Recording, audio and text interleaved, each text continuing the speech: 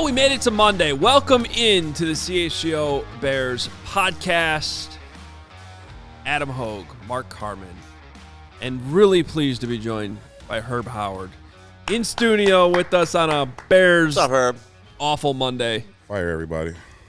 Herb, Whoa. Jump off the deep end. Herb, please make anything make sense. I got nothing. I mean, that was terrible. It was a terrible, terrible game plan.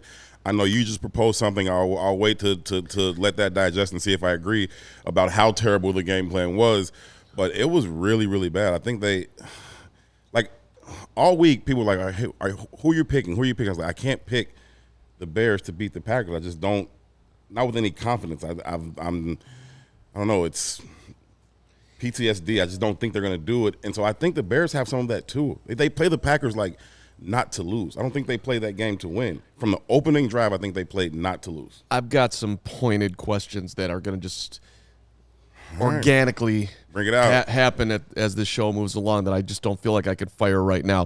I'm moving forward. That's how I'm at right now. I want to see this coaching staff, this group of players who, granted, are not the most talented players in the NFL. Sure. There are better rosters out there, but I refuse to believe the Bears are this bad. There is more that can be extracted from this group. They did not get anything out of the group, basically, in week one. So, to me, this is an absolutely enormous week ahead for Matt Eberflus, Luke Getsy, the coaching staff, and for a bunch of players to look in the mirror in a big-time way.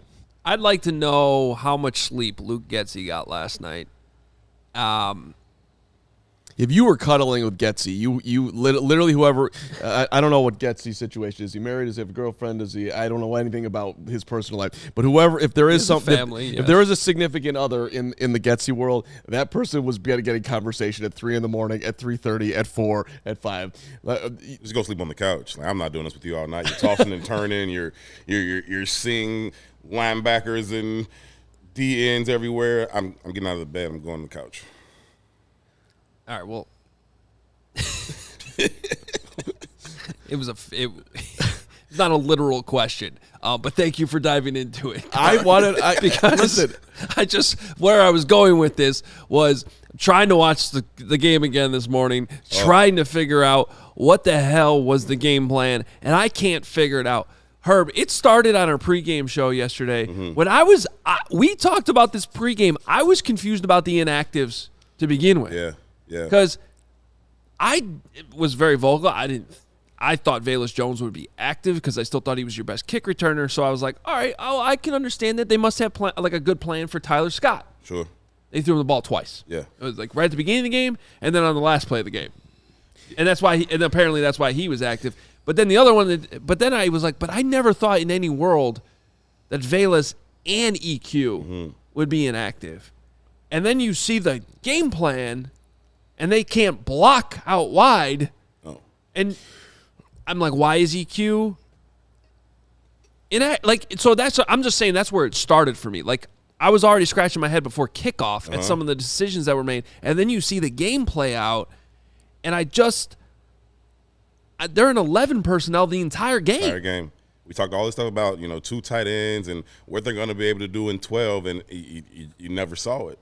You never saw it. You got Tunyon, I know he had the back. You still got Mercedes Lewis, and you never. You have 2 tight ends that used to be on the Packers. Just for those, they played a total of 9 snaps together. Yeah. For those out there that don't understand 11 personnel, I got you. That would be 1 tight end and 3 receivers. I think. Yes. So they basically had 1 Cole back Kmet. and 1 tight end. That's what the 11 means. Yeah. Right. 1 back, 1 tight end, which means you have 3 receivers. Yeah. Whereas if you went 12, you'd have 1 back, 2 tight ends, which would give you 2 receivers. Right. Good math, Carl. So Mercedes Lewis played 5 snaps. Tunyon played 4. Huh? What? Yeah. Yeah. What the hell? Yeah. These are the most. Do you know how many? Remember how we said yesterday in the postgame that should have been the headline on the back page of the Sun-Times today? Just what the hell? I have said that to myself at least 10 times this morning. It started bad and it got worse. And you talk about blocking out wide. My guy Chase, he didn't want to do it. And like he wasn't. There's a couple plays where he did block well. One on the Justin Fields scramble, Shout out to Nick for pointing that out. And there was another one, but he tried to get Mooney decapitated on one of those screen balls. It's like, dude, you 6'3", 230, whatever, like, block somebody. But I think once he gets disengaged, if he doesn't feel involved in the offense, then he kind of gets in his head, and then he drops the screen pass, and then he's not blocking. It's like, bro. It's like, to me, this is a basketball analogy all day. When the big man runs the floor, you get him the ball so he gets a dunk, so he's going to engage and play defense and get some rebounds. Chase Claypool has to get touches. You can't ask him to do the dirty work if you're never going to throw him the football. And the one time you throw him the football can't be on some weird bubble screen or whatever that you're going to call that gets tipped. You traded the number 32 overall pick for Chase Claypool. You traded the number 1 overall pick for DJ Moore. They were targeted a total of 5 times yesterday if you include the 2-point conversion, which didn't actually show up in the stat sheet. 5 times. That Luke or is that Justin? That Getsy or is it Fields? See, I think it's look, we can get to Fields. There's plenty. I got his grade right here off the TV copy. It's not good. But when they went to DJ Moore on that one drive, they're like, okay, we're just going to throw him the ball twice in a row. Like, it wasn't that hard. They did it. Yeah, and it worked. Well, especially the second one, it was just like, boom, boom. Okay, well, that was easy. Why don't you keep doing that? They didn't come back to him the rest of the game. Greg Olsen called it out on the broadcast. He's wide open down the field. Fields is completing a pass on a dump off. I think that was to Herbert that play. Yeah, that was a miss by Fields. So there was misses. Which is interesting, you know, Eberflus, I listened to him this morning with Cap and Jay Hood, and he's like, yeah, no, it was play calling, and the quarterback missed some plays. You know, it's both. So, and to what you were just talking about with Claypool, I just want to read one Fields comment, and you tell me how many people he threw under the bus here. Oh. Okay? Go for it. All right. He was asked about the vertical game. That was just the game plan. Okay, that sounds like horizontal. The horizontal. I'm sorry, not vertical. Horizontal. Thank you very much. And then next comment. I think just with those, we just got to be better blocking on the perimeter just to set those up. Chase. We got Getsy. We got Chase. We got I would say, like, we got the coaching staff. Now we got Claypool. And that is 1, 2, 3, 4, 5, 6, 7, 8, 9, 10, roughly 15 words. Yeah. He just he just cracked the coaching staff and this dude that he's been trying to say nice things about. But you know what? If you go back and look at the film, if we block the guys, those are big chunk plays. 15, 20 yards at a time. 10, 15, 20-yard plays. Then again, that was just the game plan. Again, we're going to roll over that one more time. Back up. If they weren't going to match, decided we were going to throw it out there and let our guys work. Just didn't do our best perimeter blocking. One more time over you, Chase. Blocking on the edge for our guys to catch the ball and run. I mean, I think it's pretty clear what Justin Fields thinks about what happened yesterday. I want everybody, I'm going to give you a homework assignment. Go watch the first 2 offensive plays of the third quarter. Okay? You want to talk about halftime adjustments? Go watch those 2 plays. Because the Bears ran 2 plays that they've been running since the start of last season. And the Packers just ran straight at Justin Fields on the first one. And defensive lineman wasn't even anybody fast. He just came off the line and was like, I know what Justin's doing here, and I'm going to go sack him. And there was nothing Justin could do. We've seen Justin get away from those guys time after time after time, and there was nothing he could do on that one because it was that obvious what he was doing. And then the second play was the one that Greg Olsen also pointed out on the broadcast live in the moment, which was when you see Kenny Clark come free and understand, oh, that was too easy, and immediately understand that there's about to be a screen, and he sniffs it out, and he makes the tackle from behind. I mean, there is predictable, and then there is incredibly predictable coming out of halftime. Running the same stuff. I mean, they just were thoroughly outcoached. Ryan Clark on 1 2-minute clip that I watched where Dan Orlovsky tried to defend Fields, and rightfully so, just pointing out like how many negative plays the Bears had, penalties, the whole thing. By the way, the Packers had more penalties than the Bears yesterday, 9 for 90. The Bears had 7 for 61, just for the record. Now, some of those came on personal fouls and the Bears timing on penalties. That all plays in. But just Green Bay had 9 for 90. We had 7 for 61. Ryan Clark sat there. He's like, I was just sitting there like, I can tell you exactly what's happening on the next play. I can tell you exactly what they're going to do. Yeah. And which gets me to what Herb, you teased off the top. Yeah. What I had said pre-show. I think you can put this offensive game plan in the shredder with the same offensive game plan that we've been talking about for years that happened in Cleveland in 2021 in Justin Fields' first start. Now, I'm not sure it was quite that bad. Yeah. Where, like, you let Justin get pounded over and over and over again because you just refused to block Myles Garrett. And was it Clowney was there in that game too? Yeah. Was it was the other bad. guy? Yeah. Where they were just like, and I'm not saying it's not quite that bad. Not quite But it's criminal. Right? That was criminal. That was like premeditated murder. Like that was criminal. This is really, really incompetent though. Like this is up there. It's really bad. Nagy in the chat, no, this was worse than Cleveland. Matt Nagy, you do a great job every single day. I just want that underlined. I don't know, man. This feels kind of criminal. You had 6 months to prepare for this football game. Did. It's kind of criminal. Did. Well, this is what you came up with? If we put a list of things, though, that what the Bears found Justin Fields does well last year, right? Mm-hmm. And we actually kind of knew that going into the year. Yeah. Because we could even see glimpses of it in his rookie season. How many design runs did they have for him? I think one late in the game. Yeah. Which, at that point, don't put him in harm's way. Brad Spielberger, shout out to him for this one from Pro Football Focus.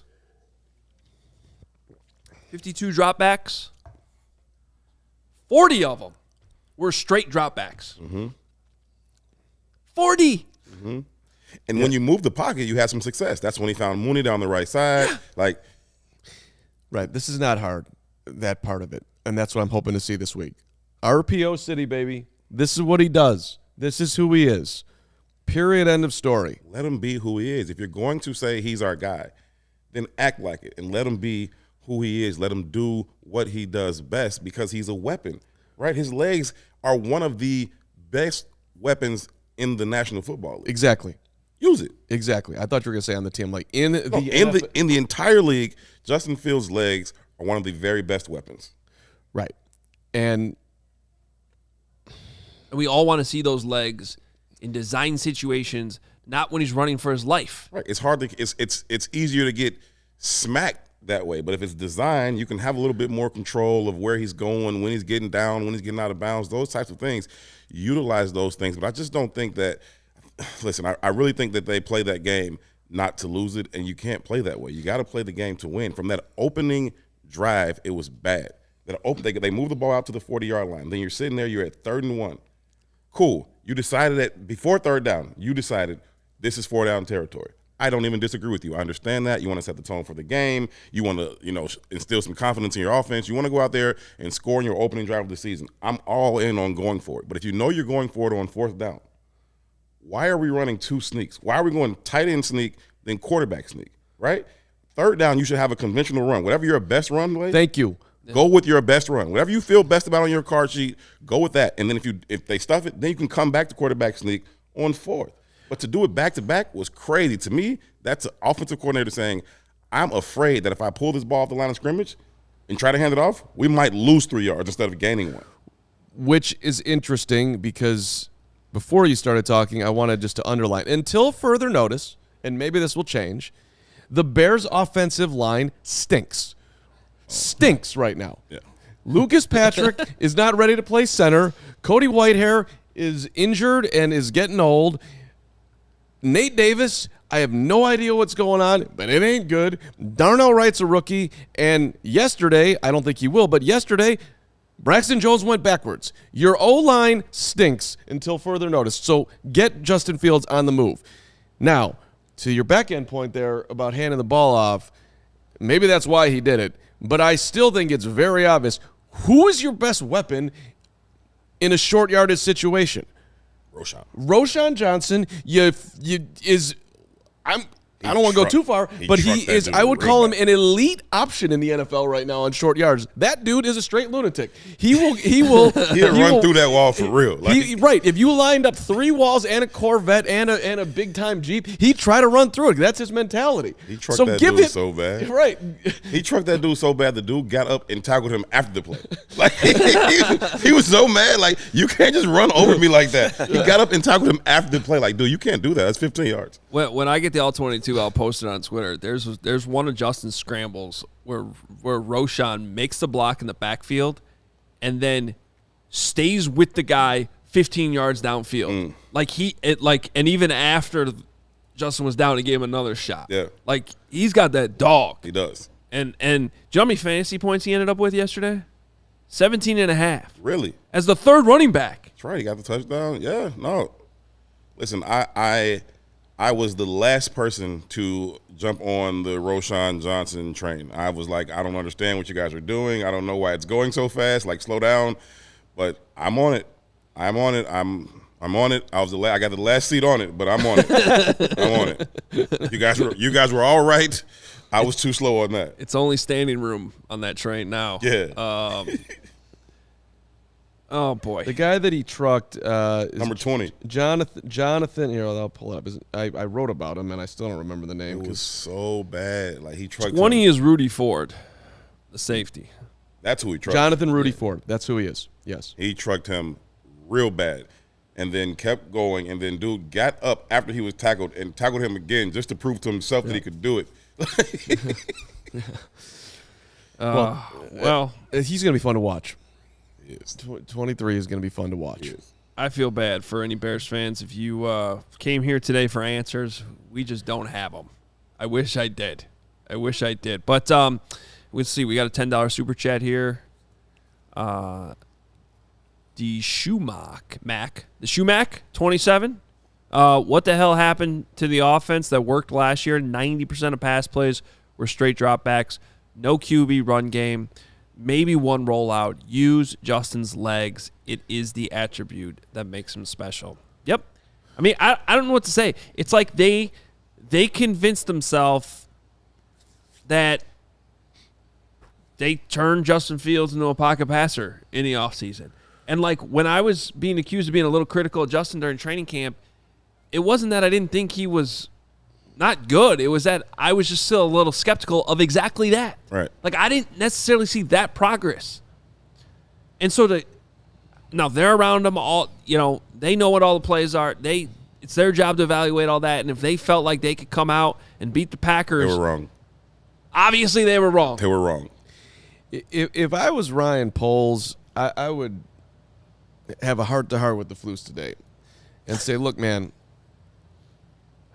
let's be honest. I don't think we're winning the Super Bowl this year. And I've got a huge decision that I have to make in the next, call it, 18 months on whether I'm going to pay Justin Fields a boatload of dough. Right. I need to know what the ceiling is here. Right. So this is what I want to see. I want to see him either throw for 350 plus, or I want to see him throw 5 interceptions. I honestly don't care which one it is. There's another option, though. Okay, go ahead. He can throw for 200 and run for 100. Sure, sure. Or if you want to be as risky as you want to be with putting him in harm's way, because this is how you think he's going to win, I can live with that too. But what I cannot live with is you trying to somehow finagle a way to victory where I really have to make a guess as to what I have still. And I'm still guessing because we just did a bunch of nothing yesterday. Just find out what does he do best, right? How can we make him look like the very best version of himself? And then do that enough so I can know, is that enough to win a Super Bowl, right? Yeah. And then we can make our decision after that. Otherwise, I'm going to go into this offseason, we're going to be talking about Caleb Williams, and we're going to talk about, fifth-year rookie options and all. It's like, dude, whatever he is, let him do it and find out if we can be good that way. I think you can. I talked to Justin on Wednesday. I sat down with him, had a one-on-one night, and we talked about a little bit about this running stuff. And he's like, listen, people can call me a running back all they want, but I'm going to continue to do what I do. It's all about moving the ball and winning games.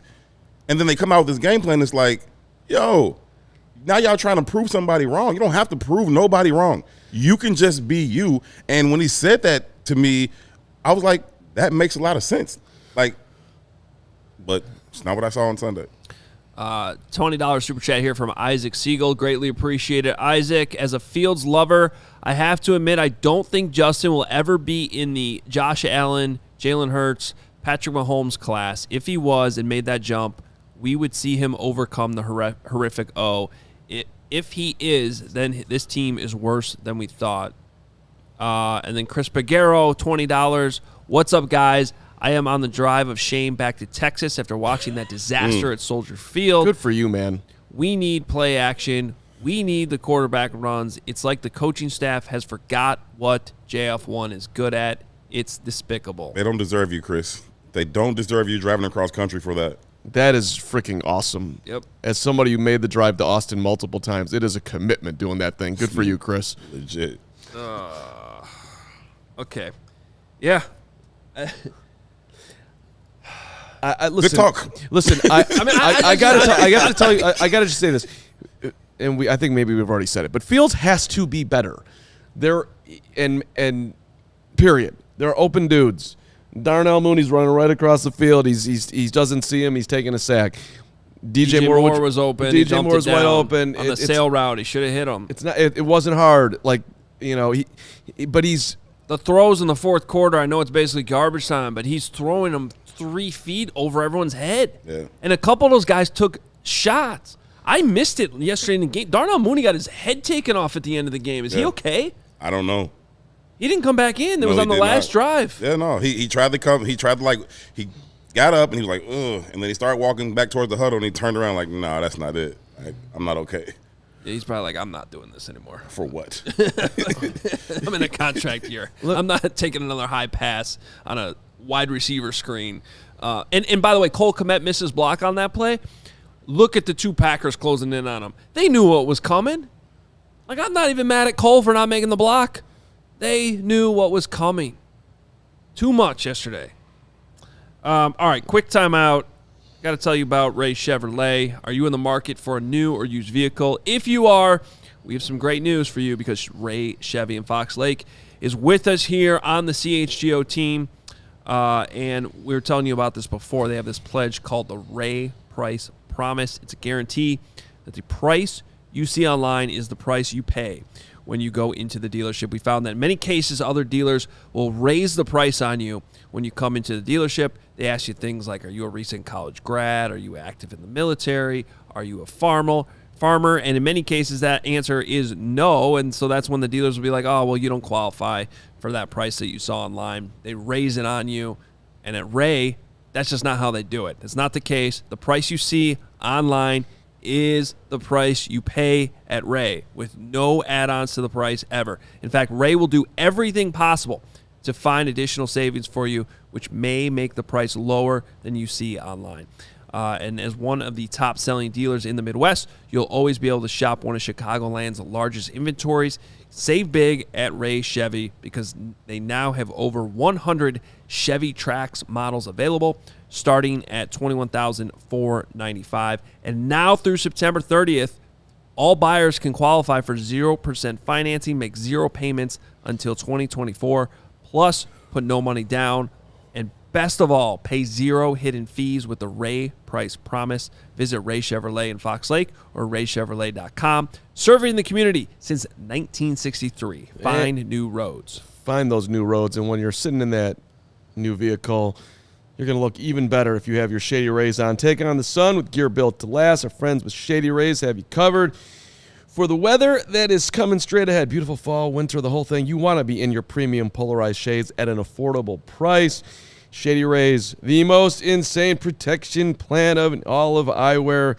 Pair of sunglasses, every one of them is backed by the lost and broken replacements. You lose it, you break it, they send you a new one, no questions asked. You don't like your Shady Rays, you can return them for free within 30 days. There is no risk when you shop. Shady Rays has your back, and exclusively for you, I think Shady Rays' favorite customer is you, the CHGO listener, so thank you so much. Go to ShadyRays.com, use the code CHGO, you get 50% off on 2 or more pairs of polarized sunglasses. Try for yourself the shades rated 5 stars for over 250,000 people. Perhaps we have some new people coming in today that are first hearing about Shady Rays. You should get involved, and for those of you who've been listening every day for a year or whatever and you haven't gotten yourself a pair of Shady Rays, get on in today. Great data, make yourself just look that much cooler, feel so much better, and get it at an affordable price. Can we talk about, what do you got, Hoge? Well, I got a couple tweets I just wanted to bring up that I think are related, but they weren't. So I woke up this morning, I opened my phone, which I know you're not supposed to do, right? And I see this tweet from Field Yates. Our guy Field, great guy. Packers quarterback Jordan Love in week 1 on 3rd and 4th down. Did you see this? What his numbers were on 3rd and 4th down, everybody? He went 8 for 10, 141 passing yards, 2 touchdowns, 0 interceptions. Hall of Fame stuff. Yes. They were 9 of 16 on 3rd down. Yeah. First drive, they hit 3 third downs. A 3rd and 13 where Jalen Johnson's off 13 yards. It was like, oh, okay, cool. We'll take that. No problem. So, yeah, I mean, he deserves credit for it. It's great. My brain immediately went to, though, the Bears' defense was their worst on 3rd and 4th down, and they weren't getting any pressure. So then this next tweet I see, it was actually from last night, but it popped up in my timeline. Jalen Carter recorded 6 pressures and a sack on 32 pass rushes in his NFL debut. Don't do that. Hey, it's bad enough. Like this. But I'm just saying, these are like literally the first 2 tweets I saw this morning, and I'm like, huh. Well, I wonder if one could have helped the other from not happening. Do you know how? So Definitely. Well, PFF actually, I think, gave Jalen Carter 8 That's pressures. 8 pressures. Do you know how many pressures the Bears defense had? Not 8. They had 6. Not 6. They had a 10% pass rush win rate in the game. 8. Listen. So every time I do this, I want to just say that I was on this show and I said that I would not draft Jalen Carter. But, then the Bears traded back, went down to 9. He's sitting there. And he's sitting there, and I got it at the time. I was like, I don't know, man. Right tackle versus a guy who's going to blow up offenses. I thought Ryan Poles was a genius in that moment. When they got to 9 and he's right there, I was like, holy crap. He moved all the way back, and he still got his dude. Could have gotten the best player in the draft at 9. Yeah. And DJ Moore and all of it, but he didn't do it. So this is the polls part of the conversation that's going to be a little bit uncomfortable to have, but I think we got to have it. Yeah. You said earlier, Adam, that you traded the 32nd pick in the draft. That's a little unfair to him because he traded a second-round pick. He didn't realize they were going to be that bad, but he traded a high second-round pick. He made sure they were that bad. Right. Well, It's more so the fact that they just traded 2 high picks, and they throw the ball to the 2 players they got out of it 5 times. But my point is that, yes, but my point is that he identified Chase Claypool as a difference maker. He has been the opposite of that. He's been a nothing maker. He drafted Velus Jones in the 3rd round as their first offensive player because he thought he was going to be an impact player. Velus Jones was inactive yesterday, and his future in the NFL is very much in question. All right? Darnell Wright might be fine, but he might have just passed on an impact player that could, I don't know, judging by his week 1 in the NFL, is probably headed to the Hall of Fame. So that No joke. That ain't great either. And, if his first draft pick ever, Kyler Gordon, I like him, but has he been an impact guy yet? No. Jaquan Brisker, can he stay healthy? I have huge questions there. You also passed on Pickens, who looks like he's a dude. So they're all in this together right now, and they all got to find their way out. But Poles has his part in where they're sitting. I feel that 100%. I still think it's fair, right? I still think to be fair that we still have to include the totality of the situation in Philly and the situation in Chicago when you talk about the Jalen Carter, Darnell Wright situation. I agree with you. And I feel bad about not having the kid, but I think if we're going to have the conversation, if we're going to be fair to Ryan Poles, that has to factor into the discussion. So I've been thinking a lot about that, Herb, because we talked about that time in the draft. But then ever since the draft, like when those guys come in for the offseason program, we covered OTAs, we covered minicamp, we covered training camp.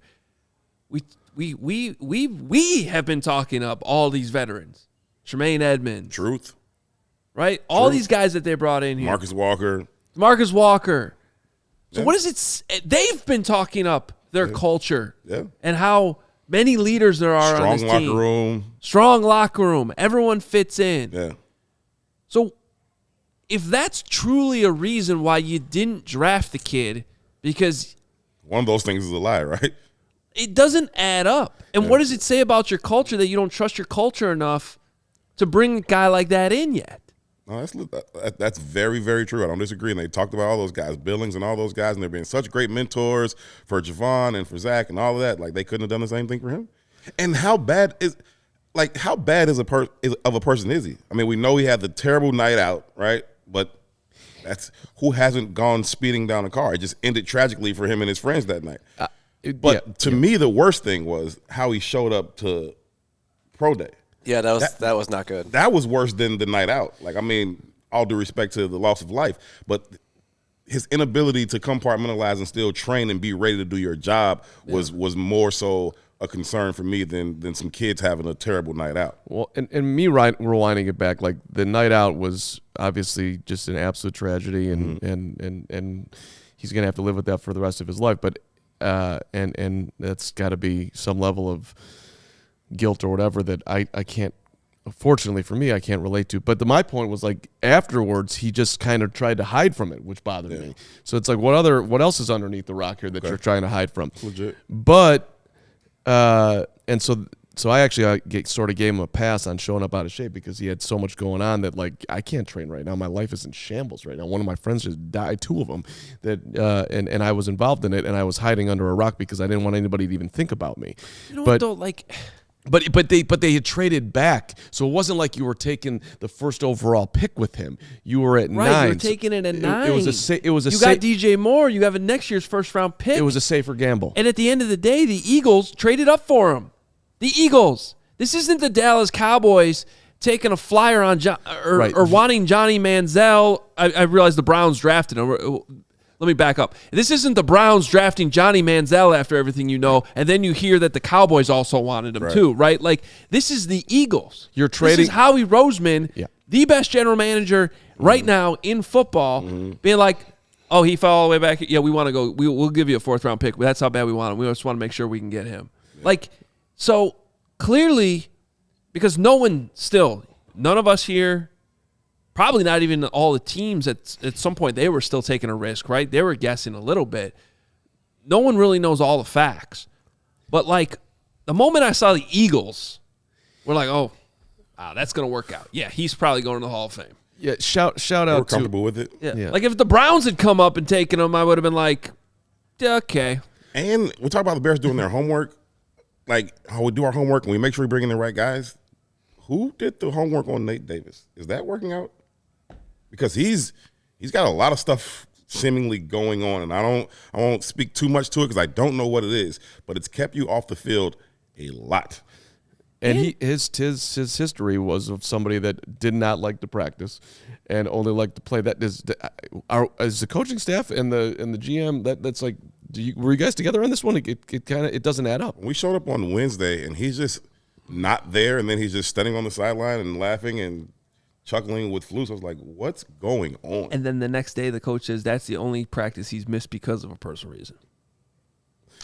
That was what was like, okay.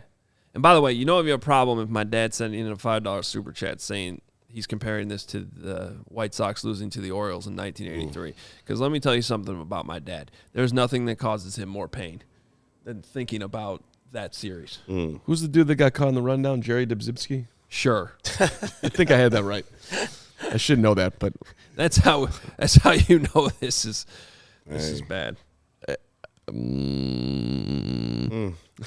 Listen, What was that noise? I don't know. It's the noise of. I love when Carman makes random noises. let's try. And what's the road forward, Carman? You used to open the show and you said we're on to Tampa Bay. Right. What is the road forward for this team to not be terrible?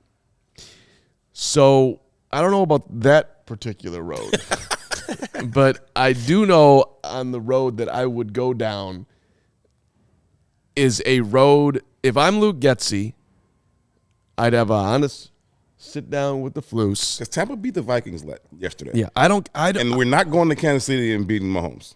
So now you're staring down the barrel of 0-3 real quick. Right. But here, again, I personally, and they can't think this way, but me, I don't care about wins right now. I care about development. Oh, I do. That was last year.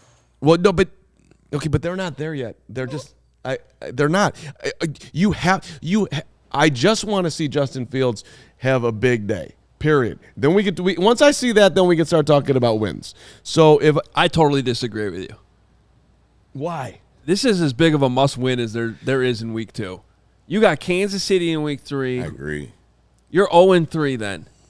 And now you've lost 13 games in a row. Don't even remember what winning feels like. Yeah, but that matters. It matters. Look, for that locker room, yes, it would be nice for them to be able to walk in there after now 11 straight losses for those who have been here. Now, granted, remember, we have 26 new players on this roster this year. But for those, half of the team that's been here this long, it would be nice for them to be able to breathe a sigh of relief after the game. Which, by the way, shout out to Jalen Johnson.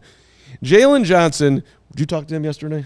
I was around when other people were talking to him. I didn't have anything to say to him. He okay. No, shout out to Jalen Johnson. That's my dude, but I didn't have nothing to say to him. Okay. That was a very funny way that you just put that. Were you mad at Jalen? It's 11 times in a row you go into that somber-ass locker room after a loss and like, well, why didn't we get pass rush today? And why couldn't we block today? And why couldn't we create any explosives today? And what? What? I don't have anything to say. I don't have anything to say to none of them, really. Like, right. I talked to DeMarcus Walker about pass rush. I talked to Justin Jones, who lives in a different world than the rest of us. And like, I was waiting when his name was going to come up. Dude, that dude's talking shit all offseason about the Packers, and he doubled down to me yesterday. No, he didn't. I swear to God. After the game. He literally had 0 stats. I'm standing at his locker, and he gets upset about something that I won't say who asked him about it, but Justin was right. And then what was the question? It was about the run defense and why they struggled in the run game. He was like, struggling in the run game. He's like, they averaged like 2.9 yards per carry. They had like 32 carries for 93 yards. He was like, we didn't struggle in the run game. I was like, no, that's not incorrect. But I'm talking about the pass rush, right? So then I'm like, what about the pass rush though, bro? Like y'all didn't create any pressure. Y'all brought in Yannick, y'all brought in DeMarcus Walker for that purpose, and it didn't really materialize today. And he's like, yada, yada, yada, yada, yada. And then he closes with, yeah, we still got to go up to their place, and I guarantee you it'll be different. Okay. What, bro?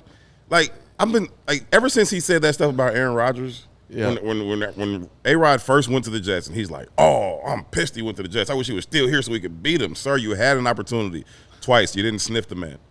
Yeah. Right. Knock it off. Which is I'm with you. That's where we had a Justin Jones-based super chat from Eli a little earlier. Thank you, Eli. He said, too many snaps for Justin Jones. Where's Jervon and Pickens? We know what Jones is. 0 pass rush. Try something. Maybe no 12-yard cushion on third. Poles can't be happy with personnel usage on O or D. Concerning. It's a great point, Eli, and it's concerning that, I mean, it's week 1, so we got the vet out there, but if they don't think that those two dudes can play better than him, that ain't great. But in rewinding back to Jalen Johnson, at least somebody said something honestly, like to your point on what Justin said. This is disappointing. We all compete to win. Not winning and then losing in that fashion, this is a direct quote, it just felt like they whooped our ass in the second half. Thank you for somebody saying exactly what happened. Not we're going to go up there and beat them. And I cannot hear anything more about the hits principle and our culture until they start doing something on the field winning games. To me, I think until they win a game, the hits principle for me has an S in front of it, because that's what it because that is what it. It's been almost a calendar year at this point. Yeah. That Patriots game was like mid-October last year. Yeah. Right? Yeah. The hits principle. Remember I showed you the video of my nephew crying yesterday? Big. This morning he woke up and he said that he wanted to watch highlights of a game the Bears actually won. Whew, got to dig in the archives for that, kid. Yeah, my brother-in-law. How many years back is it for the Packers? He Like found 6? an ESPN Deportes broadcast of the Bears beating the Patriots last year. Nephew just sitting there, like, Bears. Let me stop doing that. Let me knock that. Let me stop before I go too far with that. That's probably smart. But listen, you go into that Patriots game, you shock everybody with all these design runs, including Bill Belichick. I asked him about that in the post-game press conference. I'm like, did they surprise y'all? And shout out to Coach Belichick because he was like, yeah, a little bit. They did. This is almost like Flus got crowned by that game by Belichick. And he's like, all right, I've done it. I got the 3 and 4. I'm here. I'm here. Bill Belichick, my hero, just complimented me, and that's it. We ended Mac Jones' career and defeated Bailey Zappi. Oh. It is not good. But all this is lost. They got 16 more games. That was a big theme in the locker room, too. We got 16 more games to get better. You know, Justin apologized to his teammates and the fans and said, we will be good. I don't think he needs to apologize. I got to tell you, they got to apologize to him. I mean, do you think he needs? You think he owes people an apology? I just think he thinks it's his role. Okay, He's the to be a face. leader. He's the leader. Okay, fair enough. Yeah, it's a little meatball-y to like want to hear that, but I don't think it hurts. I think it was fine. I do want to address this question, Herb, about like what's next, and let's spend the last segment kind of talking about like, okay, how do you actually fix this week? Because I'm sure that's what the coaching staff was trying to figure out this morning. But you guys know this, and we had plenty of it yesterday. Goose Island, CHGO is supported by Goose Island Beer Company, Chicago's beer since 1988. They got the Oktoberfest going on right now. The beer hug family. We had all types of beer hugs at the tailgate yesterday in that big ice cooler that I wanted to jump in. Kevin Kadek had one. I think it was I don't even know what it was. It was like a green can. I was like, I've never even seen that one. Yeah, there's like new ones. Yeah. But those very popular. Of course, the 312, which has been around forever. Full pocket pills. Grab ultra fresh brewery exclusive beers at Goose Island's original brew house on Clybourne Avenue in Lincoln Park, or from their tap room on Fulton Street in Westtown. Goose Island Beer Company, Chicago's beer. And step up your game, your TV game with Fubo TV. If you haven't checked it out, you're going to love it. 140 live channels of sports and shows and movies and news. You can stream live TV to any device. You can literally check out the NFL, college football, the Big Ten, the NFL Network, Red Zone. All of it is right there for you. College football, NFL, you love it with Fubo. Go to www.fubo.com/CHGO, and you can sign up for 15% off your first month of Fubo Pro. All right, so what can they do this week to beat the Bucs? Well, first of all, I think they got to acknowledge what they have and what they don't. Yes. Right? Okay, so let's just start with the offense. This offensive line isn't going to magically – No. like, they could play better. Sure. But they got to look at it like they looked at it last year midseason. And, like, the adjustments they made going into that New England game last year, they need to happen now. Right now. Like, no, okay. Just you sit in the meeting room as coaches. Luke Getsy says that was a terrible game plan. We're going to rip it up. Build a new menu this week of plays. Do the things that Justin does well. Find a way, even, quite frankly, if it's forcing him the football, you have to throw the ball to DJ Moore. Must. He should get 15 targets a game, and I'm not even exaggerating. I agree.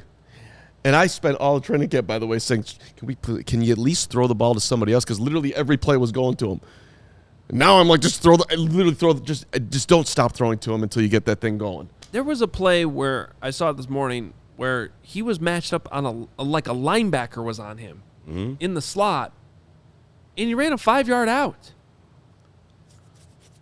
That should be automatic check. Like, automatic. Like, yeah. If we schemed up and got that matchup, it's automatic. I don't know if you tap your helmet or rub your – I don't care what you do. That's automatic. There's got to be something built into the offense for that. Yes. You got a linebacker on DJ Moore. Change the route. Make sure the ball goes his direction. That can't happen. So that's got to be. Then I think you got to look at your personnel.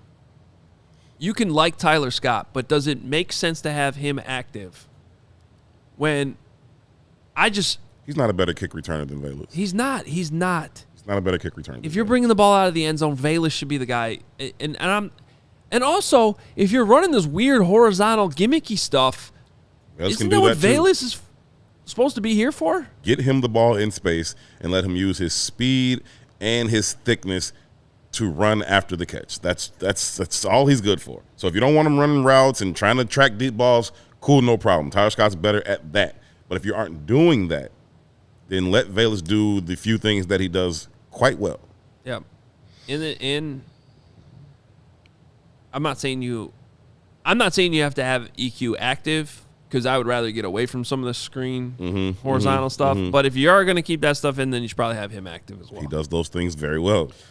So that's what I would change on offense. We've seen this offense. We've seen Justin make big plays, but this is a pretty good Bucs defense. Like that, you know, we can all assume, Baker Mayfield's there, Tom Brady's not. Like, well, defense still is Todd legit. Bowles. They got good backers.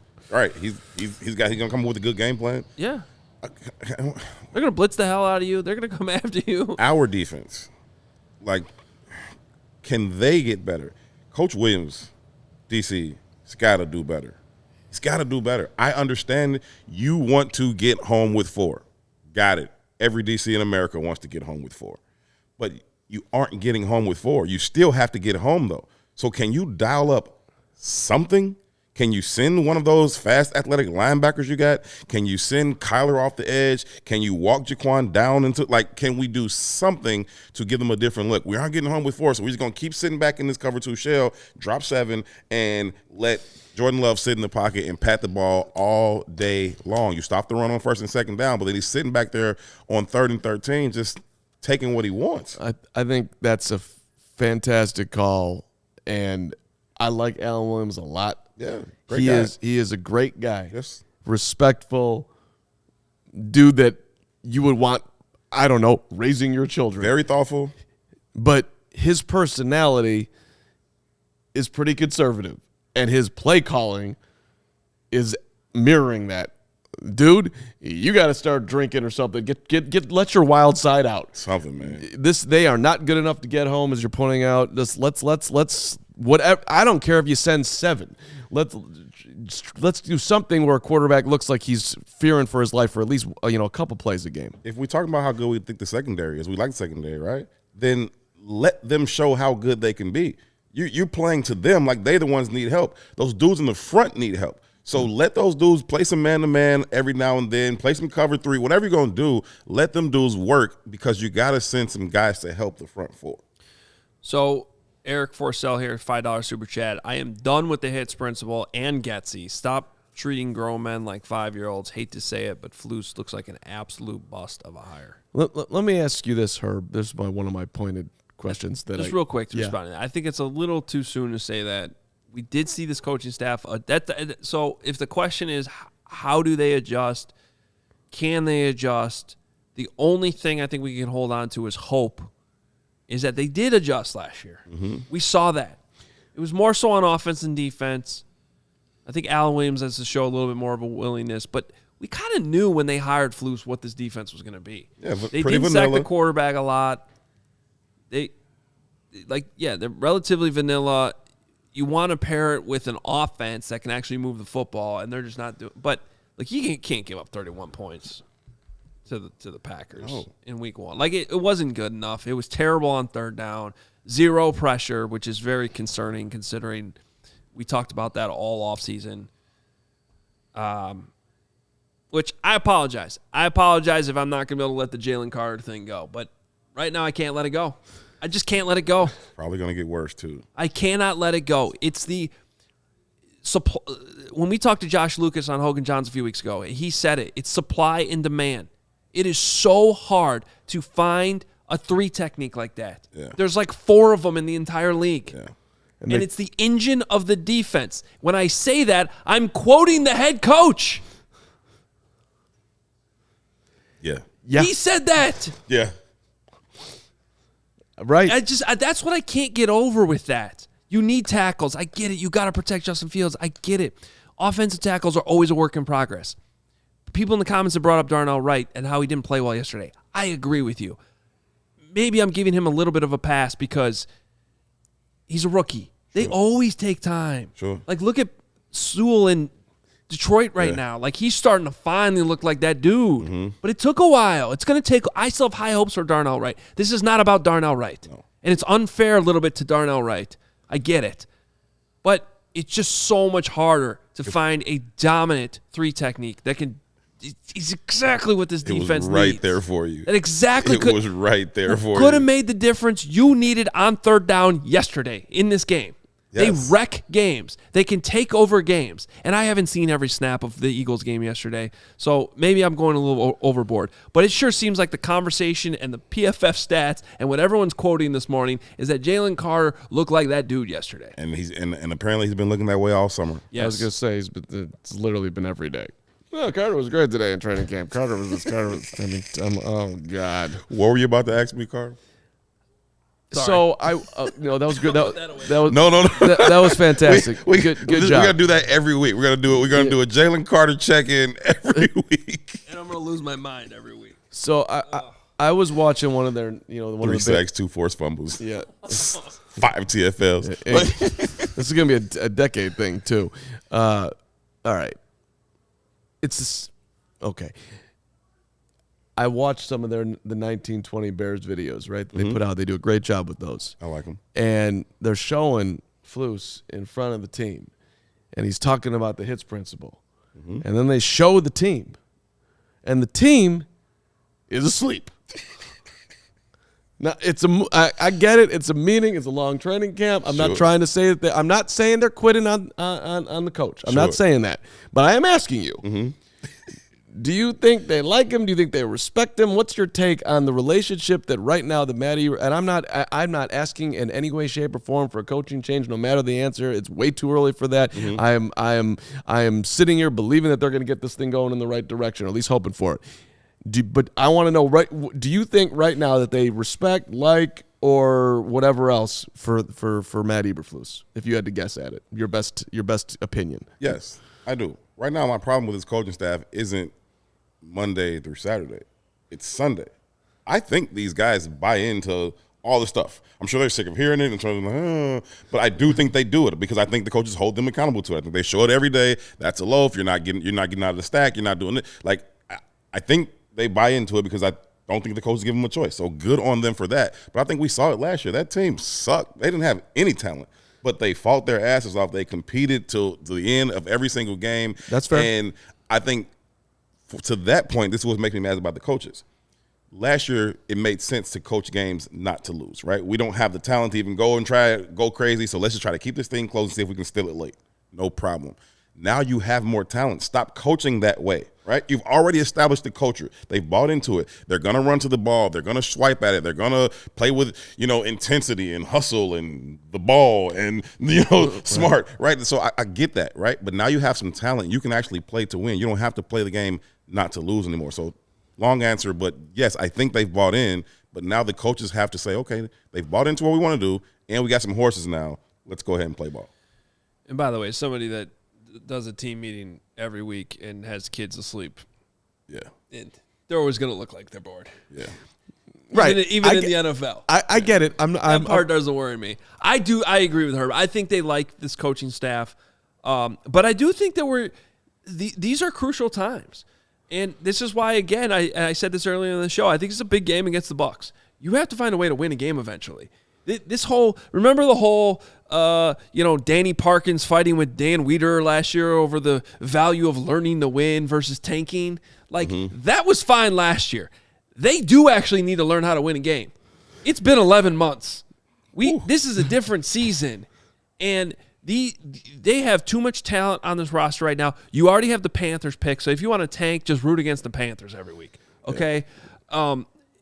They have to, in the same way when the Lions were 1-6 last year, they were probably having a conversation in Detroit, tank for another draft pick. No, where that roster was, they had to learn to start winning. where that roster was, the regime and what they had turned over, they had to start winning, and they figured it out. And it's the same thing for this. Even if the Bears are 0-4, I'm gonna say the same thing. They need to start to learn how to win, because if the Lions hadn't done that through the course of last season, they don't go into Kansas. Well, first of all, they're not even playing Kansas City in Week 1. The NFL wouldn't have scheduled that game, and they don't go in there and have that performance they did against the Chiefs last week, even though they got plenty of help from the Chiefs to win. Yeah. That's what this season's about. Justin Fields still. Yes, they got to put him in a better position to have success, but as a unit too, they have to learn to win. This can't just be about development again. In slight defense of the coaching staff here, it is hard to win in the NFL when you can't win up front. Yeah. They can't win up front on the offensive side of the ball right now, and they can't win up front on the defensive side of the ball. So for those who want, a regime or a coaching change, let's just at least acknowledge the degree of difficulty that the coaching staff is under right now with what they have up front. And that is where NFL, college, high school, even flag football games at some level are won. So there is a degree of difficulty that is pretty steep right now. It doesn't take that long to throw a slant to number 2. Okay. It doesn't take that much time. You know what I mean? No, I hear you. Force it to him. I 100%. Not bubble screens, slants, digs, little quick fades, whatever. You know what I mean? Like get him the ball. Rodgers played behind some really bad offensive line. Right, and you have a quarterback, to that point, you have a quarterback who can get you some time. So they should be able to figure out something. Just do what he does. Lean all the way into it. Sometimes coaches they want to be the smartest person in the room, and I get it. There's a level of arrogance to every coach, right? That's just, you have to have this belief, like, I have the best football mind out here, and you approach it that way. So I get it, but you don't have to always prove that. Like, you can be the smartest person by doing the smartest thing. You know what I mean? But and again, you hear me say this all the time, Carman, and I agree with you on that point, because find me a good play caller with a bad offensive line. It's hard. It's true. It is really hard to call plays when you can't block. But this game to me is more about the game plan going in than whatever the play calling was within the game. It was just a bad game plan to start, and I don't think the offensive line didn't play well, but they were trying. It just. I think that Getsy, if we're trying to give him some benefit of some doubt, I think he just went into it like, we can't block, so this is what we got to do. These guys have been hurt all training camp. I have no idea what I have. Actually, I do know what I have. I got a guy who hasn't been on the field for 5 seconds since he's been here for a year plus now. Right. I got a dude dealing with personal issues who I don't know what he's going to be, but he ain't going to be great. Right. There's no way. I've got a rookie over here. Right. I've got a fifth round project over here. Yeah, I mean, so that's why he schemed up what he schemed up. No, I get it, but I think that when you don't use your best weapon, you don't give yourself the best chance. And if his legs are still your best weapon, then it's fine. What are you trying to prove? Like, go ahead and let him do what he does. Like I said in the interview, if you want to see the full interview I did with Justin Fields, you can follow on my Twitter or you go to the Big's YouTube page. It was a pretty cool sit-down conversation we had. But he understands, like, I don't got to prove nothing to you. The coaches need to understand the same thing. Like, they do. Big week. A couple tweets I'm seeing here because Flus is talking at House Hall right now. Nicholas Moriano is there covering it for us. Nick saying, Matt Eberflus spoke to Justin Fields about the sack he took from Lucas Van Ness. Flus said he could throw that ball away. Yeah. Or that was the one where he's running. Yeah. They're in the red zone, and he to the right sideline. He thinks he can beat Van Ness to the edge, and he just takes a sack instead of throwing the ball away. That's got to go out the back of the end zone. Nick was happy about that too. His Iowa guy. Yeah, yeah, he was cheering in the press box, wasn't he? I'm sure Fields loved hearing that one. Thanks, Coach. Got it. Sean Hammond tweeting, Bears head coach Matt. You saw he threw him under the bus first. I'm sorry. Go ahead. Yeah. Sean Hammond tweeted Flus on Justin Fields, quote, "We always want him to look downfield." Okay. What if all of your receivers are within 5 yards of the line of scrimmage? I mean, there's definitely some shots downfield. I missed some for sure. But we're talking about like 3. On the pick, he talked about missing DJ and how he should have stuck with DJ on the route that he was running on the left side. He said, I came off of it too soon. And Like I also could have checked it down to Khalil or Cole, but for whatever reason, he tried to squeeze it in there to Moon, and they closed that window. He did seem to be rushing his reads. Yeah. Like he was, like the other one he missed to Moore earlier in the game that he checked it down to Herbert. It was like, just hang on for half a second more. They had a good pocket on that. But again, that's trusting the protection in front of you. I think it's also some of the noise, man. They always talk about we don't hear the noise, but I think, he's holding on to it too long. He's holding on to it too long. He's holding on to it too long. Okay, quicker. And it's like, hold on, just let this thing develop a little bit. I'm not saying that they aren't on the same page, but the longer you go in a losing streak, it is hard to keep everybody together. Oh, that's legit. And these comments, like we always want him to do this, and him coming back at it, this was the game plan. Now we taking slight public shots. I mean, you gotta wonder at some point there could be a breaking point. It's a results-based business. Nobody wants to keep losing. Like we talk about like not wanting to go into the locker room after all these losses. It's them. You know what I mean? They got to be sick of it too, like 100 times more than us. And who did you? I should remember the name. My bad, Hoge, that you just talked to on Hoge and Johns, who I listened to. Josh Lucas. Josh Lucas, It was a phenomenal interview. It was super good. Yeah, and he's part of the reason why they liked Fields was because they thought he could handle the pressure of being the quarterback in Chicago. Mm-hmm. Yeah, and without mentioning Trubisky's name, he basically talked said about other quarterbacks that he's been around that couldn't handle it. And as far as I know, I think he's been around Drew Brees, Mitch Trubisky, and, and Justin Fields. So I think we knew who he was talking about. And you know what? To Fields' credit, I think he can. He's been in this limelight since he was in high school, man. This is nothing new. It's a little new. It is Chicago, but he's been used to. I don't think that's the problem. I talked to him about that very thing. He walked me through his whole high school career. He's like, freshman year I had to play freshman because ninth graders had to play with ninth graders. And he's like, my sophomore year I was playing, but we were doing this dual quarterback thing, and so they were in, and I was out, and I lost a little confidence. He's like, then my junior year I came in and I took off, and I was like, that's when I started to get all the notoriety. And he's like able to handle it. And I'm like, bro, you 24. Is that a lot of pressure? He's like, I'll be chilling. It was like, all right, cool. Like, I think he can handle it. $5 from Seth Crane, super chat here. Hey, y'all, sorry for the late chat, and if you've covered this already, my biggest concern from yesterday was Fields' lack of juice when the team is down.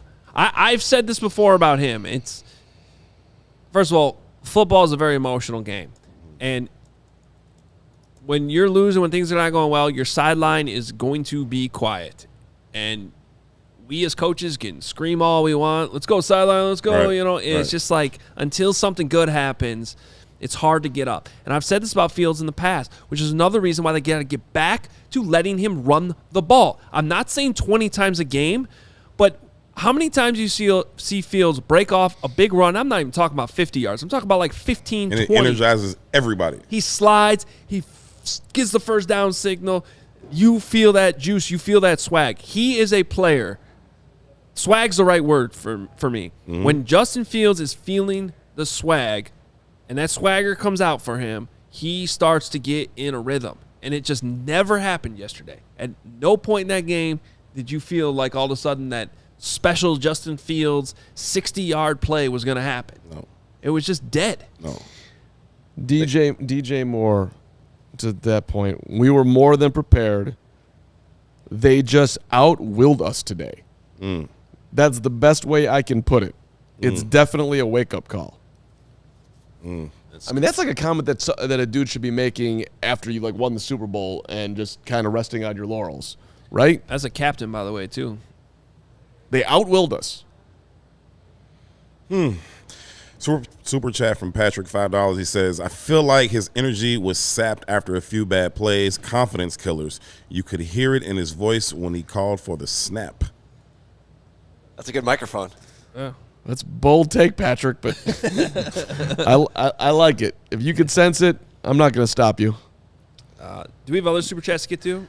I mean, I have like 30. Yeah. Well, let's go. We could. Let's think a few more before we get out of here. Yeah, I'm gonna hit this one first because it was a $20 one from Kevin. Yeah, $20. That's a big one. Thank you.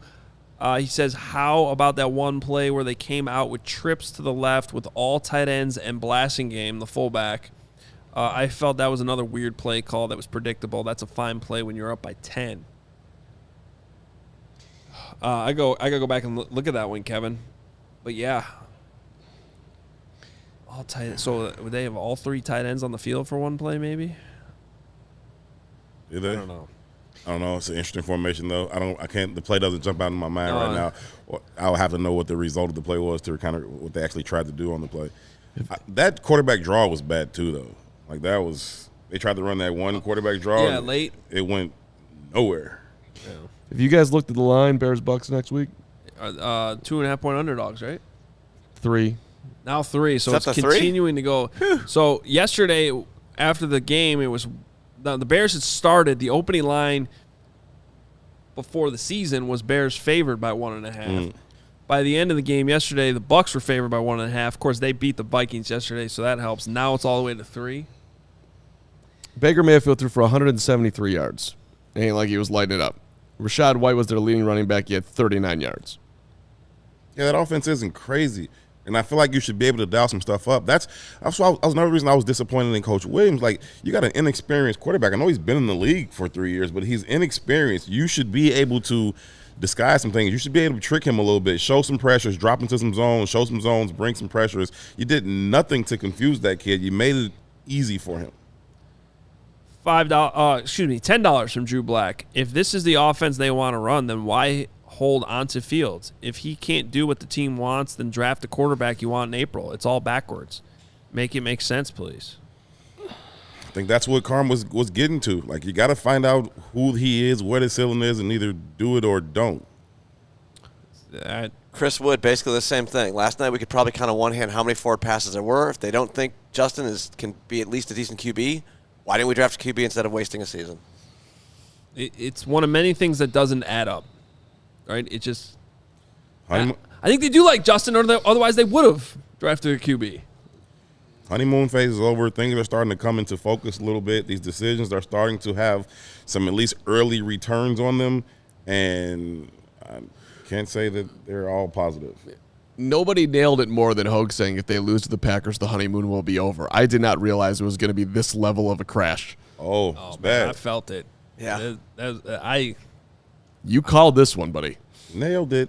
I told Flus last week, I said, look, whatever happens on Sunday, I said on Monday, we're all going to overreact to it. I was like, so how are you approaching this thing? Like, and he was like, oh, it's a big game because it's Packers, but it's just one game. Because I'm like, if y'all win, if they'd have won yesterday, we'd do the same thing. Yeah. Like, we might make a playoff run here. Yeah. If they had won 38-20 and Fields threw for 315, Then we'd already taken the North and we're never giving it back. Right.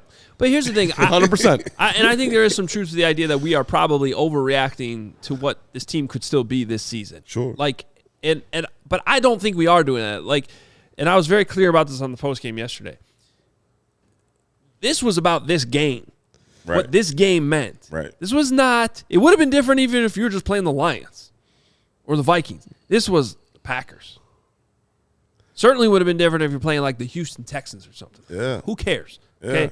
You have a bad game to open the year. You're 0-1. Even against a bad team like the Texans. Whatever. Right? Like it's week 1. To me, none of that week 1 stuff matters because this was about Aaron Rodgers being gone. The rival you can't beat. I saw you said this yesterday, Herb, in your coverage. It's not a rivalry. It's not. It's just not. It's not. And I tend to agree with you. If you can't even beat them with Jordan Love, it's not a rivalry anymore. It's not. And I ruffled some feathers and people were on, it is a rivalry, and the Bears used to be I don't care what they used to be. It's been 30 years of getting your ass whooped. That's what it is. Go look at Packers Twitter. Go look at my fantasy football group chat, which is all Packer fans. All they're doing is laughing at the Bears. The level of – go look at the Packers locker room. Oh. Some of the videos that came out of the Packers locker room yesterday. The level of disrespect towards the Bears organization. They don't take the Bears seriously. I was waiting for Aaron Rodgers to like tweet out or something like, hey, make sure y'all take care of my house while I'm gone. Like tweet to the Packers like, yeah, make sure y'all take care of my crib while I'm gone. Like the house that Rodgers owned is yet to be repossessed by the Bears. Like it's not good. And for Bears fans who – this won't make you feel better, but I'll try to do it anyway. If you want to go back to the 80s when the Bears were – Sure. didn't look at the Packers like it was a rivalry. They were pathetic. There you go. Yeah. Like, you guys are nothing. You got this idiot Charles Martin throwing down Jim McMahon because you can't beat us. And then you had a miracle with Don Mikowski, who was over the line. For those who are living with me when I was a kid, I mean, we didn't look at them like they were a rival. They were nothing. They were dirt, and that's how they look at us right now. I do a pregame video. I call it deck check. Every week, I go up on the washroom deck and I walk around and talk to the fans and tailgate or whatever. And I asked them 2 questions yesterday. I was like, "Yo, give me your greatest Bears Packers memory." To which I got a lot of crickets. They were like, "I can't really think of one," right? And then I asked them, "Do you think that the Bears could turn this rivalry around and become as dominant as the Packers seemingly have been for 30 years?" And everyone's like, "Yeah, I think we can turn it around." None of them had good memories, but everybody's like, "Yeah, we can turn it around, and we're just going to start today, and we got Justin Fields, and we're going to do it." More things change, the more they stay the same. And it would have been different if they're like, it's the way they lost. Like, y'all got dog walked from start to finish. It wasn't like some fluky thing, 3 balls went off some guy's hands and turned into interceptions and whatever, or they hit a Hail Mary late. Okay, cool, right? They whooped you from start to finish. Like y'all watch that, y'all fight fans, you watch the Bud and Errol Spence fight? No. Never mind then. No. Sorry. I love Bud, but I didn't. Sorry. Don't want to watch But- much. It doesn't matter. Again, It's just a difference if you get caught with a punch and get knocked out in the second round versus getting whooped for 10. It's a different I know thing. what you're saying. Yeah, you know what? Yeah, this wasn't a fluke. Yeah, I want to get to the Hasn't been a fluke. I want to get to the super chat, but like again, you can accuse us of overacting like in the course of the season. I'll listen to some of that. I don't think anybody's overacting to what this meant for Bears Packers, for what this game meant to this organization. I don't think there is any overacting. That was as bad as I said yesterday. There was the worst case scenario, and then there was that, which was worse than the worst case scenario. I mean, George McKenzie spent the whole week trolling Green Bay. How do you think he feels this morning? Like Justin Jones. Right. Well, Justin Jones doesn't feel that way. He's confident they're going to get him in week 18 or whatever the hell it is. Good. That game's in 4 months, dude. Jesus. You got some time to fix a lot of issues. Austin super chat, really appreciate it, man. $20 super chat. Flew into Chicago for this game. First time in the city. Disappointed in the result, obviously. Wasn't disappointed in the CHGO tailgate. Met Nick, Adam, and Braggs. All super approachable and kind and happy to talk Bears. That's dope. Appreciate you, Austin. And I'll just repeat in case you guys didn't see this on the post game yesterday, but y'all just deserve better. Like, we're fortunate to sit up here and get paid money to watch this and talk about it. And yes, we care about it and we're passionate about it. But those of you that are on the other side of the screen that are paying super chats right now, that are paying money to come to our tailgates, it is not lost on us. You guys deserve so much better than what that team gave you yesterday. Flying into Chicago, driving here from Texas, like all of that, and this is the return. There's somebody from Australia there yesterday, right? Australia. Tom Walker. How much did that cost? Tom Walker was his first time at Soldiers. My guy Hyder, Aaron from the Craft Cave, Chris 1 + 2 is sick, and his son Corbin. Well, I mean, we get our guys like that are in Europe that are waking up at all hours to watch the games, like the Mark Gauthier. Yeah. He's in World England, right? Yeah. He's like, it's like a 9:25 start for me. Like he's up till late night. Our guy Brian Petchke brought us the whiskey at the golf Yes. outing. Was there yesterday too.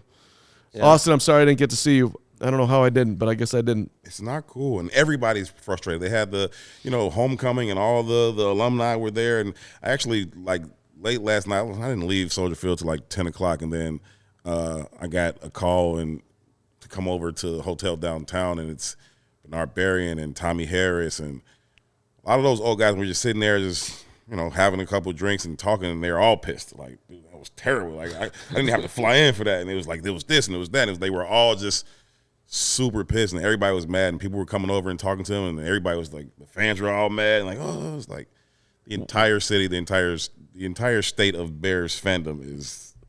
If you had to, without naming anybody, if you had to sum up X player, Sure, biggest take that they had on what happened yesterday, who are they pointing the finger at? it was the coaching.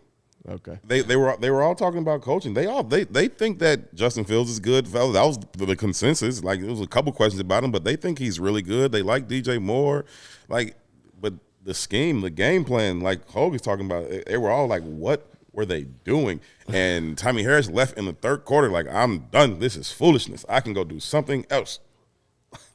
You tell me Tommy Harris was in the stadium yesterday. He left in the third quarter after it went south. He was there. Good They for were all him. there. There were like 100 of them there at It was halftime. alumni weekend. At halftime, they were all in the field and they called them out one by one. And I thought they were going to run out of time. Like it was so many of them there, from Dick Buckets and Richard Dent to people I've never heard of. They were It's all on the field. alumni weekend. They have a big event Saturday night before the game. Guys fly in. They all go to the game, and then they lose to the Packers by 100. We're getting Tampa Bay. You're going down. You're going down. Noon Sunday. Next Monday is going to be like it's going to be a whole different thing with Herb in here. I just got excited. Looking forward to it, man. I'm so happy to be here. Herb's here.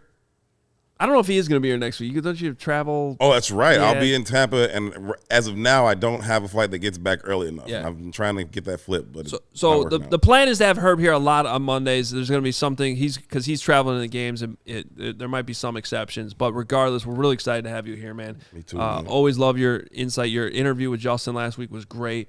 Where can people find that? What's the best way to find that? Yeah, video? you can find that on the Bigs YouTube. Just search the Bigs on YouTube. You can find that. That's up. It's doing pretty well, and it was just a really cool interview. It wasn't super football-y. It was chill. He told me that he has great style, and then he wore a blouse yesterday. I was wondering if you'd bring that up. Wow. I if they had won, I would have went up to him like, you lied to me on Thursday, bro. You told me you had great style. And what is this? Like, this is not it, bro. This is Prince can pull that off. You, sir, no. It's probably good since they lost that you didn't bring it up. Yeah, I wouldn't. It wasn't the time. But if they had won, I'd have been like, seriously? Because he was like, in the interview, I asked him who had the best style on the team, and I asked him who had the worst style, and it was absolutely hilarious. Without hesitation, he was like, Tevin Jenkins. He was like, and then he went to why and what he needs to do to improve it. It was hilarious. Like, dude, They miss Tevin, man. oh, yes, they do. Tevin would make a big difference. Oh, Tevin, just stay healthy, my man. Please, He dude. is a good football player. They need him so bad. He could be a Pro Bowl guard, like if he plays 15 games. I don't know what he's got to do to stay healthy, but Tevin and Brisker are kind of in the same thing to me right now. Even though it was good to see Jaquan get back out there, but I saw him like wiggling his arm a little bit, so I knew it was an arm. But I was like, please don't be a concussion. right. $13.99 from T. Lorenzo. I've spent the last 10 years listening to every Hours. Last 10 hours. I'm sorry, that's 10 hours. Excuse me. Listening to every Bears show, talk about the team like I do every day, and wondering what good football teams talk about. LOL. I love the show, guys. Still have faith. well, Yeah, I don't know, man. check out my guy Mike Heller in Wisconsin. I'm sure they're having a good show today. Oh, You can find out what it's like. Although they're also probably complaining about the Badger game Saturday, which I could do a whole hour on that too if you'd like. By the way, no update from Matt Eberflus on Kyler Gordon today. From what I've heard, Yeah. and I think he's going to miss some time here. oh, Yeah. oh. So bracing for that. I guess we'll know more on Wednesday with the injury I report. like Josh Blackwell, but I was expecting Kyler to have a huge year. I know in the that was a slot. bummer. Yeah, So- he had a nice PBU on that one ball, that deep out or whatever it was. I don't know if it's going to be quite enough to put him on IR for a month, but it might be if Dang. I'll be surprised if he plays against Tampa this week. I'll say that. I gotta give a quick shout out to Kevin Warren. Right, the food in the press box is Ooh. different. Oh, It was It is different. Different. There were not pre-eaten hot dogs Pre-eaten. or gas station muffins, and I don't mean like Circle K gas station muffins. I mean like The ones in the wrappers. yes, like no bueno. That's what's in the press box usually. But yesterday, baked salmon, baked chicken. Salmon. Yes. What the? The pregame meal was pretty good too. They had some other stuff in the pregame, which I didn't eat because I get full at the tailgate, like going around doing all these interviews, like eat this, and I usually partake. But there was something else pregame. The pregame meal in the press box was pretty good, and then the lunch was, like I said, it was salmon and baked chicken and fresh my green God. beans. And, Overreaction Monday right here. yeah. That actually to me feels like a big deal. No, it matters. Because if this, and we're a long way from it, but if this particular coaching staff regime or whatever, or let's just say the coaching staff, we're not going to go the whole regime, doesn't work out, the Bears have always hired Dude's giving him first chance. Here you go, Matt Nagy. Here you go. Right. Here you go, Mark Trestman. Here you go, Matt Eberflus. We're going first class. Kevin Warren knows what it looks like. We might be looking for somebody who's established at some point. It matters. I'm going gonna to be excellent at the little things. I'm extrapolating baked salmon and baked chicken all the way No, to that, but I don't think it's actually. It feels I don't different. think it's irrelevant. I don't. No, it is not irrelevant because for years we had been told, oh, this is Soldier Field's problem. There's nothing we can do about it. It's Levy or whoever's doing the food there. Nothing we can do about it. It's out of our hands. Well, Kevin Warren shows up and it changes. So it's just about caring, right? Yeah. And by the way, you've been to U.S. Bank Stadium, right? Yes, it's That my press favorite box, stadium. The dude up there, there's an omelet. Yeah, there's Chef like people up there. like cooking stuff. He'll put whatever you want. Like that. We're a first class organization. We do things first class in every corner. It ain't like they love the media. Exactly. And I know for y'all who haven't had the experience to be in a press box, like, why are y'all crying about the food? But it's just there's a standard around the league of just having decent food. Like nobody's like going crazy, but like and the Bears, terrible. It's almost embarrassing because the other beats come in. It's like, this is what y'all eat. It's like, yeah, it's bad. Yeah, well, that's what I was gonna say. It's not about us. No. It's about like the reputation you get around the league. The entire league knows it's like when Sal Paolantonio comes in from Philly and he's like, "What the like? Yeah. I can't get every like, stadium at in least the a league. chicken is better. sandwich." We went to Cleveland a couple years ago. I was like, Cleveland's not going to be better. Better. I mean, that white bread with bologna though is delicious. That's okay. They redeemed themselves after the game when the media could not get down on the elevator because they wouldn't hold an elevator for media. Like, we have to get downstairs for a locker room and press conference. Can we get an elevator that we don't have to fight with the fans coming out of the suites that have been drinking for 4 hours?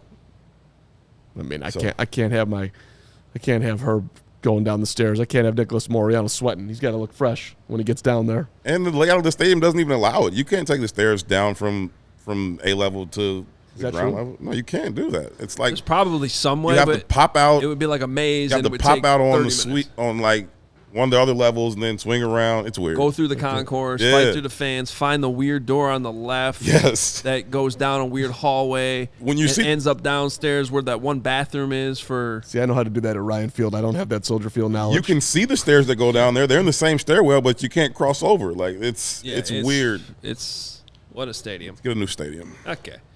Herb, you're the best. Thanks for being here. As are you guys. Looking Thanks forward for to your having me. coverage this I'm week. excited about this. And in Tampa. Hey, we're going to be here regardless of what happens this season. This was just one game. We're in this together. We're moving forward. What are you looking at me for, Lawrence? In the preview window, do we have another ad read to do? I didn't see that on there. Okay. Oh, I didn't see that on there. Game time. Yeah. But I'm looking in the traffic log. I don't know. that, This thing changed. I looked at it multiple times. Multiple. I was telling a friend But, I of mean, mine. we could give him a shout out. I was telling a friend of mine literally yesterday, and she was like, "Yo, can I? You know anybody selling tickets for the game?" And I was like, "I don't know anybody personally selling tickets for the game," but I was like, "Here, download this app." And I was like, "And wait, closer to kickoff, they'll usually drop the price and they'll give you the best price possible." Well, yeah, it's not on the log, but we love you, Game Time. Okay, right on. Yeah, we had some people to tailgate yesterday that Game Time's the best. Use Game Time, and you can get $20 off with that code CHGO. All right, we're out of here. We have, I believe, Bears After Dark tonight. Yeah, No I think idea. so. Think so. Well, there was a little. Yeah, I believe it's going down. Oh yeah. It's gonna sound like that. Yeah. Don't blame me for anything. I'm the man. Are you doing it in front of that ladder thingy, Majiggy Bob? They fired me from Bears After Dark. They gave it to Braggs. Braggs? Is Braggs okay? Has anybody checked on him today? Yeah. We had a meeting this morning. Braggs did have his voice. I told him, okay, it's good to hear. That's all I needed to know from this meeting from you. And then he proceeded to still talk the rest of the meeting when I told him, drink tea, don't talk. Proof of life. I was worried about him. Save your voice for tonight. It's a big show. Bears After Dark. It's going to be awesome. That's funny. That just popped up on my phone. We're gonna check in on Bears After Dark. 'Cause Yeah. This is gonna be good. This should be good tonight. This is gonna be good. Make sure y'all check in. Make sure you hit the like button too. I know it's hard to like anything today, but it's not our fault. I would say the ratio is pretty good considering what we were covering. But we'll Bear take in it. the Dark. That's good too. Their Grand Pondre. Braggs could be a bear in the dark. He is a bear in the dark. All right. Follow Herb on Twitter. We're out of here. Back tomorrow, noon show, Tuesday. Exciting things coming this week, and really excited about it. So we'll see you tomorrow. Try to enjoy the day, and Bears After Dark tonight. We'll talk to you then. Bye.